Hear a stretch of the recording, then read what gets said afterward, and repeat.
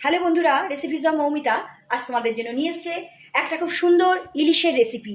তোমাদের তো আমি আগেই বলেছিলাম তোমাদের সঙ্গে আমি অনেকগুলো ইলিশের থালি শেয়ার করব।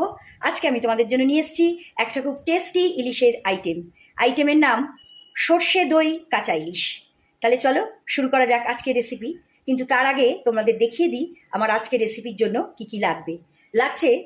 ইলিশ মাছ আমি এখানে 2 পিস নিয়েছি, তোমরা চাইলে পরিমাণ বাড়াতেও পারো কমাতেও পারো।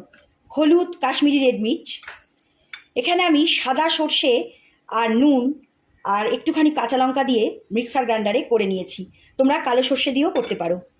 আছে এখানে মাস্টার্ড অয়েল, গোটা 3টে কাঁচা লঙ্কা, আর আছে টক দই। তাহলে চলো শুরু করা যাক আজকের রেসিপি। বন্ধুরা, প্রথমে আমি এই ইলিশ মাছ দুটোকে নুন, হলুদ আর সর্ষের তেল দিয়ে গায়ে আমি মাখিয়ে নেব। বন্ধুরা, আমি 10 মিনিটের জন্য এই মাছটাকে এইভাবে একটু রেখে দেবো। বন্ধুরা, এবার আমি এই বাটির মধ্যে কিছু জিনিস একসঙ্গে মিক্সড করে নেব। নিচ্ছি এই সর্ষে, আমি সাদা সর্ষে দিয়ে করেছি, তোমরা কালো সর্ষে দিয়েও করতে পারো। নিচ্ছি টক দই, আর এখানে দিয়ে দিচ্ছি হলুদ গুঁড়ো, কাশ্মীরি রেড মির্চ আর নুনটা তোমরা তোমাদের আন্দাজ মতো দেবে, তোমরা যেরকম নুন খাও একটুখানি দেখে নিয়ে দেবে। আর দেবো অল্প করে একটু মাস্টার্ড অয়েল। এই সব দিয়ে আমি এটাকে এইভাবে মিক্স করে নিলাম, করে এটাকে আমি 10 মিনিটের জন্য রেখে দেবো। আমি গ্যাসের উপর একটা কড়াই দিয়েছি, কড়াইতে আমি মাস্টার্ড অয়েল দিয়েছি, তেলটা আমার গরম হয়ে গেছে, আমি গ্যাসের ফ্লেম কিন্তু মিডিয়ামে করে দিয়েছি। এবার আমি মিডিয়ামের থেকেও আমি কমে করে দিচ্ছি। এবার আমি এই তেলের মধ্যে দিয়ে দিচ্ছি এই আগে থেকে মিক্স করে রাখা এই মিক্সচারটা। এবার আমি এর মধ্যে দিয়ে দিচ্ছি এই ম্যারিনেট করা ইলিশ মাছ। আমি কিন্তু ভাজলাম না, দেখো কাঁচা অবস্থায় আমি দিয়ে দিলাম। এটা খুবই একটা টেস্টফুল আইটেম, আর এটা ভাতের সঙ্গে খুব সুন্দর খেতে লাগে। এবার এই মাছটা দিয়ে গ্যাসের ফ্লেমটা লোয়ে করে আমাকে এবার একটু এটা হতে দিতে হবে। খুব বেশি জল এই রেসিপিতে ভালো লাগে না, আমি তাই অল্প করে একটু জল এখানে অ্যাড করলাম। নুনটা কিন্তু বারবার বলছি তোমরা তোমাদের আন্দাজ মতো দেবে, খুব বেশি নুন এই রেসিপিতে কিন্তু ভালো লাগবে না, আর বেশি জল আমি দেবো না। এবার এই সব দিয়ে আমি এটাকে ফুটতে দেবো। বন্ধুরা দেখো, আমার ফ্লেম কিন্তু এখন লোয়ে আছে, ঝোলটা ফুটছে।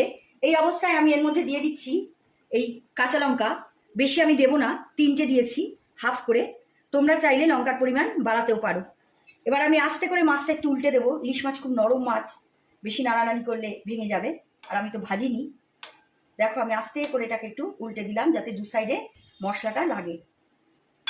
এটা খুব সুন্দর একটা টেস্টফুল রেসিপি, তোমরা বাড়িতে এটা অবশ্যই ট্রাই করো। এটা খেতে খুব টেস্টফুল হয়, আর ভাতের সঙ্গে জাস্ট এটা জমে যাবে। আমি আর ঝোল শুকাবো না, আমার মাছ কমপ্লিট। এবার আমি গ্যাসের ফ্লেমটা অফ করে দিলাম। দেখো বন্ধুরা, কি সুন্দরভাবে তৈরি হয়ে গেল আমার সর্ষে আর দইয়ের কাঁচা ইলিশ। এটা খুবই একটা টেস্টফুল রেসিপি, আর এটা করতে খুব বেশি সময় লাগে না। তোমরা তো দেখলে আমি কত কম সময়ের মধ্যে করলাম, খুব বেশি উপকরণও লাগে না। আর ইলিশ মাছ এমনই একটা মাছ, এই মাছটা খুব নরম মাছ, আর এটা হতেও বেশি সময় নেয় না। এটা না ভেজে করেছি বলে, যেহেতু এটা আমি কাঁচা দিয়েছি, ইলিশ মাছ কাঁচাতে খুব টেস্ট হয়। তোমরা অবশ্যই বাড়িতে কিন্তু এটা ট্রাই করো, আর ট্রাই করে জানিও তোমাদের কেমন লাগলো। আশা করি আমার আজকের রেসিপি তোমাদের ভালো লেগেছে। তোমরা সুস্থ থাকো, ভালো থাকো। আগামী দিন আমি তোমাদের জন্য ইলিশের আরও সুন্দর সুন্দর রেসিপি নিয়ে উপস্থিত হব। Bye bye.